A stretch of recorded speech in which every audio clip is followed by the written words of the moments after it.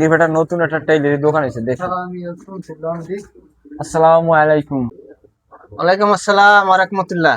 কি অবস্থা ভাই, কেমন আছেন? আলহামদুলিল্লাহ, আল্লাহর রহমতে আপনি কোথায় খুব ভালো আছেন? নতুন দোকান দিয়েছেন, কি আশায় বিষয়ে আমরা আসলাম, দোকানপাট চলে কিরকম? আলহামদুলিল্লাহ, আল্লাহর রহমতে খুব ভালোই চলতেছে। আপনি কোথায়? কোন কোন আইটেমের কাজ করেন? আমি মূলত সব আইটেমের কাজ করি। আর আমি ঢাকায় ছিলাম, তো ঢাকায় বাইং অফিসে চাকরি করছি হামিম গ্রুপে। ওখানে স্যাম্পল গার্মেন্টসের স্যাম্পল যত আইটেম সব ধরনের কাজ করে, জিন্স, গ্যামারিং, কোট, জ্যাকেট, এই ধরনের সব ধরনের কাজে আমি পারি। আর সব ধরনের কাজে আল্লাহর রহমতে এখানে টুকিটাকি এরকম কাজ হয়। আচ্ছা, তাই দেখা যায় ভালোই চলতেছে এই হিসেবে। যাক আলহামদুলিল্লাহ, ভালো চললেই ভালো। আপনার দোকানে তো তেমন মাল নাই। মূলত দেশ গ্রামের দোকান তো, আর আমি যে আইটেমের কাজগুলা করি, জিন্স, গ্যাবার্ডিং আর কোট, এই ধরনের কাজে দেশ গ্রামে ওই ধরনের ফেব্রিক লাগে না। লেডিস আইটেমের যে কাপড়গুলো, এগুলো দেশে লাগে না। কেন লাগে না? কারণ আমার হচ্ছে মহল্লায় দোকান। এই মহল্লার দোকানে সব ধরনের কাপড় সবসময় আমি আনতে পারি না। দেখা যায় আমি কাপড় আনলাম, আর মার্কেটটা হলো ওইখানে লোকজন যায় বেশি। আমার বাড়ির কাছে পয়সারহাট মার্কেট অল্প একটু দূরে, 10 মিনিটের রাস্তা। তাই 10 মিনিটের রাস্তা যেখানে হয়, তাহলে অনেকেই আমার মহল্লার ভিতরে আসবে না।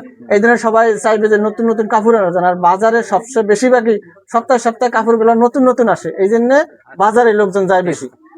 তা আপনার এই জায়গার লোকেশনটা কোথায়? আমরা তো ধরেন চিনি, কিন্তু আমাদের যে দর্শক তারা তো জানা দরকার যে এই স্থানটা কোন জায়গা, সেটা আপনি বলেন। তো হচ্ছে বরিশাল জেলা, আগলজারা থানা, নাগিরপাড় গ্রাম। এই গ্রামেই এই ছোট্ট একটা বাজার আছে নাগিরপাড় গ্রামে। এই বাজারেই আমার দোকানটা। এখানে আমার দোকানের নাম ফাতেমা টেইলার্স।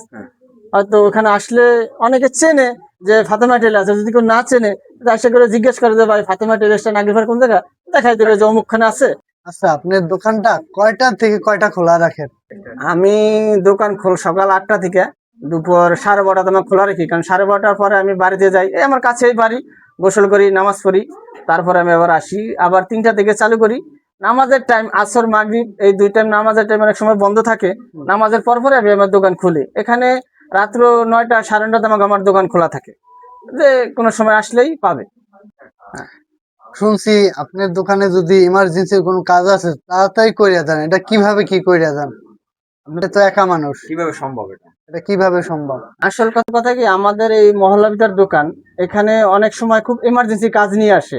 হঠাৎ করে কাজ লাগবে, এখন আমার কাছে আসলো হঠাৎ করে যে ভাই ইমার্জেন্সি আমার এই কাজটা লাগবে, কালকে লাগবে অথবা একদিন পরে লাগবে, আপনি করে দিতে পারবেন?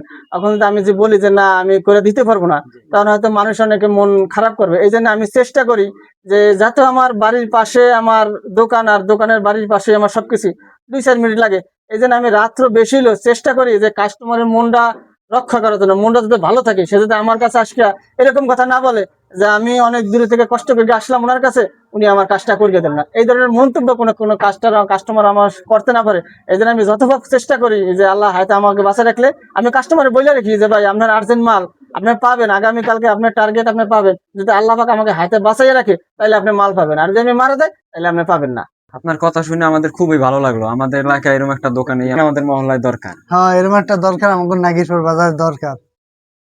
আচ্ছা ভাই, তাই আসি তাহলে, ভালো থাকেন। আসসালামু আলাইকুম। ওয়ালাইকুম আসসালাম রহমতুল্লাহ। আমার সঙ্গে দোয়া করবেন ইনশাল্লাহ।